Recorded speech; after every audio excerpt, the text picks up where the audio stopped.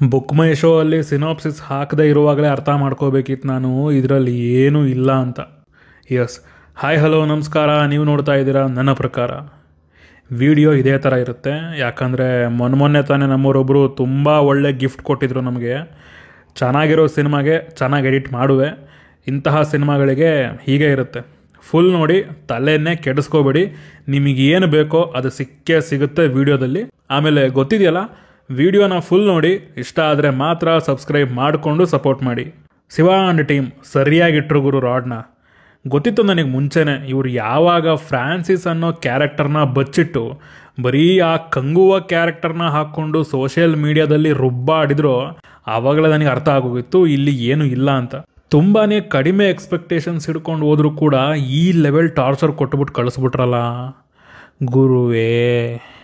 ಪಾಪ ಗುರು, ಸೂರ್ಯ ಅವರು ಮತ್ತು ಪ್ರೊಡ್ಯೂಸರ್ ಅವರು ಇಬ್ಬರು ಮೋಸ ಹೋಗಿದ್ದಾರೆ ಇಲ್ಲಿ. ಎಷ್ಟು ಕೋಟಿ ಹಾಳಾಗಿ ಹೋಗಿದೆ ಅಂತಂದರೆ ಸಿನಿಮಾ ನೋಡುವಾಗ ನನಗೆ ಅನ್ನಿಸ್ತಾ ಇತ್ತು, ಯಾಕೆ ಇಷ್ಟೊಂದು ದುಡ್ಡು ಹಾಕಿದ್ದಾರೆ ಈ ಸೀನ್ಗೆ ಅಂತ. ಯಪ್ಪ ಯಪ್ಪ ಯಪ್ಪ, ಆ ಸೀನ್ಗೆ ಅರ್ಥನೂ ಇಲ್ಲ, ಲಾಜಿಕ್ ಅಂತೂ ಕೇಳಲೇಬೇಡಿ.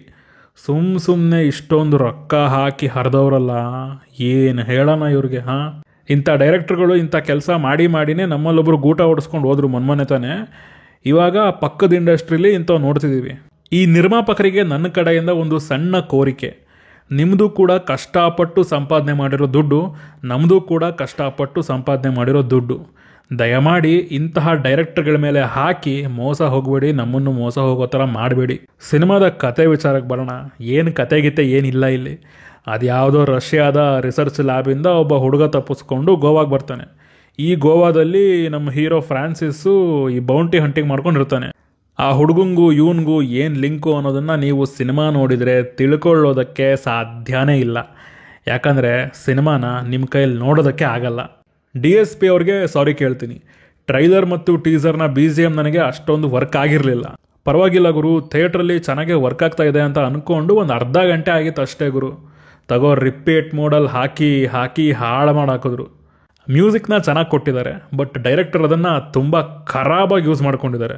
ಇನ್ನು ಪರ್ಫಾರ್ಮೆನ್ಸ್ ಬಗ್ಗೆ ಅಂತೂ ಮಾತಾಡಲೇಬೇಕು.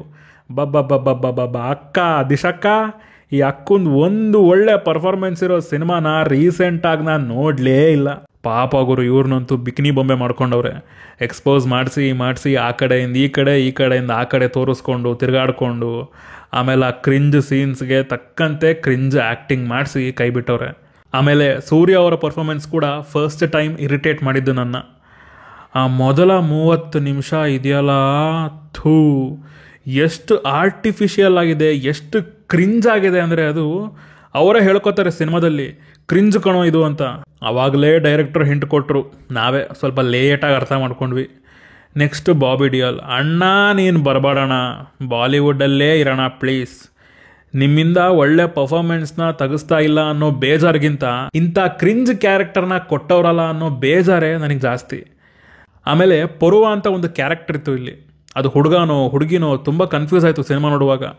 ಬಟ್ ಅದು ಹುಡುಗನೇ, ಕ್ಲಾರಿಟಿ ಸಿಕ್ತು. ಆಮೇಲೆ ಏನು ಆ್ಯಕ್ಟಿಂಗ್ ಅಂತೀರಾ ಹುಡುಗಂದು, ಅಬ್ಬಬ್ಬಬ್ಬಬ್ಬಬ್ಬ, ಮನಸ್ಸನ್ನು ಹಿಂಡಿ ಹಿಪ್ಪೆ ಮಾಡಿಬಿಟ್ಟ. ಇನ್ನು ಮಿಕ್ಕಿದವ್ರ ಪರ್ಫಾರ್ಮೆನ್ಸ್ ಬಗ್ಗೆ ಹೇಳಬೇಕಂದ್ರೆ ಏನಿಲ್ಲ ಅಲ್ಲಿ. ಎಲ್ಲವನು ಕಂಗುವಾ ಅನ್ಕಂತ ಇತ್ಲಾಗೆ ತಿರ್ಗಾಡ್ತವ್ರಷ್ಟೇ. ಏನಿಲ್ಲ ಗೈಸಲ್ಲಿ. ಅದೇನು ಬರವಣಿಗೆ ಸ್ವಾಮಿ ಅದು. ಬರವಣಿಗೆ ಏನಿಲ್ಲ ಬಿಡಿ. ಇಲ್ಲಿ ಒನ್ ಲೈನ್ನ ರಫ್ ಆಗಿ ಬರ್ಕೊಂಡವ್ರೆ. ಶೂಟಿಂಗ್ ಸ್ಪಾಟ್ಗೆ ಹೋದಾಗ ಅಲ್ಲೇ ಏನೇನೋ ಮಾಡಿಕೊಂಡು ಎದ್ದು ಬಂದು ಕಂಗ ಅಂದ್ಕೊಂಡು ನಮ್ಮನ್ನು ಮಂಗ ಮಾಡವ್ರೆ. ನರಕ ಹಿಂಸೆ ಕೊಟ್ಬಿಟ್ರು ಗುರು. ಆ ಕಿತ್ತೋದ ಅಪ್ಪ ಮಗನ ಕತೆ ಹೇಳ್ಕೊಂಡು ಈ ಕಂಗುವ ಈ ಕಡೆಯಿಂದ ಪೊರುವ ಅಂತವನೆ. ಅತ್ಲಾಗ ಆ ಹುಡುಗ ಅಮ್ಮ ಅನ್ಕೊಂಡು ಕೊನೆಗೆ ಅವನು ಕಂಗುವ ಅನ್ನೋಕೆ ಶುರು ಮಾಡ್ತಾನೆ. ಅದ್ರ ಮಧ್ಯೆ ಕಿರ್ಚಾಡಿದ್ರು. ಯಪ್ಪ ದೇವ್ರೇ, ಬಂದವರೆಲ್ಲ ಕಿರ್ಚ್ತವ್ರೆ. ಮೊನ್ನೆ ತಾನೆ ಜಸ್ಟ್ 1 ಮಂತ್ ಬ್ಯಾಕ್ ಅಷ್ಟೇ ನಮ್ಮಲ್ಲೊಂದು ಅದ್ಭುತ ಬಂದಿತ್ತು. ಕಿರ್ಚಿ ಕಿವಿನ ಹಾಳು ಮಾಡಿ ಕಳಿಸಿತ್ತು. ಸುಧಾರಿಸ್ಕೋತಾ ಇರುವಾಗಲೇ ಈ ಕಂಗುವ ಬಂದ, ಕಿವಿಗಳನ್ನ ದೆಂಗ್ದ. ಬಿಟ್ಬಿಡ್ರಪ್ಪ ಈ ಪ್ಯಾನ್ ಇಂಡಿಯಾ ರಾಡ್ಗಳನ್ನ, ಹೀಗೆಲ್ಲ ಹಿಂಸೆ ಕೊಡಬೇಡ್ರಿ ಪ್ಲೀಸ್. ಆ್ಯಕ್ಷನ್ ಎಪಿಸೋಡ್ಸ್ ಬಗ್ಗೆ ಹೇಳೋದೇ ಮರ್ತೋದೆ. ಇಲ್ಲೊಂದಿಷ್ಟು ಹೆಣ್ಣುಮಕ್ಕಳ ಗುಂಪು ಒಂದು ದ್ವೀಪಕ್ಕೆ ಹೋಗ್ತಾರೆ. ಅದಕ್ಕೇನೋ ಒಂದು ಹೆಸರಿದೆ, ನನಗದು ನೆನಪಿಲ್ಲ. ಬರೀ ನನಗೆ ಕಂಗುವ ಅಷ್ಟೇ ನೆನಪಿರೋದು. ಎಲ್ಲಿದ್ದೆ? ಆ ಹುಡುಗಿರು ಆ ದ್ವೀಪಕ್ಕೆ ಹೋದಾಗ ಒಂದು ಗುಂಪು ಅಟ್ಯಾಕ್ ಮಾಡುತ್ತೆ ಅವ್ರನ್ನ. ತೆಗಿತಾರ ನೋಡ್ರಪ್ಪ ಆ ಹುಡುಗಿರು ಒಂದು ಪೊಂಗಿನ, ಅಣ್ಣ ಅಣ್ಣ ಕಂಗಣ್ಣ ಕಂಗಣ್ಣ ಕಂಗಣ್ಣ ಅನ್ಕೊಂಡು ಕುಯ್ಯ ಕುಯ್ಯ ಕುಯ್ಯ ಅಂತ ಏನೋ ಊದ್ತಾರೆ. ಅದು ಅಣ್ಣಂಗೆ ಕೇಳಿಸುತ್ತೆ. ಅದು ಅಣ್ಣಯ್ಯ ಬೇರೆ ದ್ವೀಪದಲ್ಲಿ ಇರ್ತಾನೆ, ಆದರೂ ಕೂಡ ಈಸಿಯಾಗಿ ಅಣ್ಣಂಗೆ ಕೇಳಿಸುತ್ತೆ. ಸೊ ಅಣ್ಣ ಇವಾಗ ಅಲ್ಲಿಂದಾನೆ ಕುಯ್ಯ ಕುಯ್ಯ ಕುಯ್ಯ ಅಂತ ಅವನ ಪುಂಗಿನೂ ಅವನು ಊದ್ತಾನೆ. ಅದು ಹುಡುಗಿರಿಗೆ ಕೇಳಿಸ್ಬಿಟ್ಟು ಫುಲ್ಲು ಮೋಟಿವೇಶನ್. ಈಗ ಅಟ್ಯಾಕ್ ಮಾಡೋಕೆ ಬಂದವ್ರನ್ನೇ ಇವ್ರು ಅಟ್ಯಾಕ್ ಮಾಡಿ ಸಾಯಿಸ್ಬಿಡ್ತಾರೆ. ಆ ಅದ್ಭುತನ ಕಣ್ಣಾರೆ ನೋಡಿದ ನಾನೇ ಧನ್ಯ. ಹೀಗೆ ಎಲ್ಲ ಆ್ಯಕ್ಷನ್ನು ಇದೇ ಗತಿ. ಕತ್ತಿ ಹಿಡ್ಕೊಂಡು ಮಕ್ಕಳಾಟ ಆಡ್ದಂಗೆ ಇತ್ತು ನೋಡುವಾಗ ಅವು. ಆಗಲ್ಲಪ್ಪ, ಏನು ಮನುಷ್ಯರು ಮಾಡ್ಯಾರ ನಮ್ಮನ್ನು. ಇತ್ಲಾಗ ಪ್ರೊಡ್ಯೂಸರ್ಗೂ ಮೋಸ ಮಾಡತ್ತಾರ, ಅತ್ಲಾಗ ದುಡ್ಡು ಕೊಟ್ಟು ನೋಡೋ ನಮಗೂ ಮೋಸ ಮಾಡತ್ತಾರ. ತಿಂಗಳಿಗಿಂತ ಒಂದು ಬಂದುಬಿಟ್ರೆ ಹೆಂಗರು ಜೀವ ಬದುಕೋದು. ಈ ಇಂಟರ್ವ್ಯೂಗಳಲ್ಲಿ ಕುತ್ಕೊಂಡು ಪ್ರೊಡ್ಯೂಸರ್ ಅಷ್ಟು ದುಡ್ಡು ತಂದರು ಇಷ್ಟು ದುಡ್ಡು ತಂದರು ಅಂತ ಹೇಳ್ತಾರಲ್ಲ, ಅವ್ರಿಗೆ ತಲೆಯಲ್ಲಿ ಜ್ಞಾನ ಇರಲ್ವಾ ಅಂತ. ಇಷ್ಟು ಕೋಟಿಗಟ್ಟಲೆ ದುಡ್ಡನ್ನು ಇಂಥ ಸಿನಿಮಾಗಳ ಮೇಲೆ ಹಾಕ್ತಾರಲ್ಲ, ಯಪ್ಪ. ಇನ್ನು ಅದೇನೇನು ಮಾಡ್ತಾರೋ ಏನು ಕಥೆನೋ. ಇಷ್ಟ ಕಣ್ರಪ್ಪ ನನಗೆ ಸಿನಿಮಾ ನೋಡಿ ಹೇಳಬೇಕು ಅನಿಸಿದ್ದು. ನಿಮಗೇನಾದರೂ ಸಿನಿಮಾ ನೋಡಬೇಕು ಅನಿಸಿದ್ರೆ ಹೋಗಿ ನೋಡಿ ಅನುಭವಿಸಿ. ಸಿಗೋಣ ಮುಂದಿನ ವಿಡಿಯೋದಲ್ಲಿ. ಬಾಯ್.